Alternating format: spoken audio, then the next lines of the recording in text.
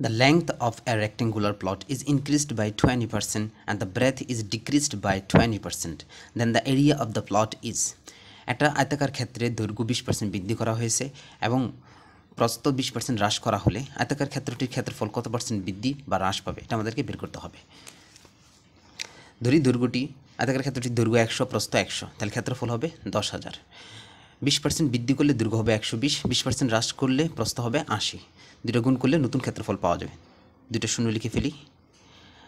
12 মানে হচ্ছে 10 আর 2, 8-এর 10 গুণ 80, 8-এর দ্বিগুণ 16, 16 আর 80 96, অর্থাৎ 9600। আগে ক্ষেত্রফল ছিল 10,000, তাহলে কত হ্রাস পেয়েছে?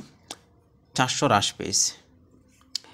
দৈর্ঘ্যপ্রস্থ 100 ধরে কাজ করলে এই সমস্ত অঙ্কের ক্ষেত্রে চেঞ্জিং অ্যামাউন্টকে, যে পরিমাণ চেঞ্জ হয়েছে, চেঞ্জিং অ্যামাউন্টকে 100 দ্বারা ভাগ করলেই উত্তর পাওয়া যায়, সরাসরি উত্তর বের হয়ে যাবে। তারপর কাজ করলে হবে -4%, অর্থাৎ 4% হ্রাস পাবে। এর উত্তর হবে -4%, অর্থাৎ বি নাম্বার, ডিক্রিজড বাই 4%।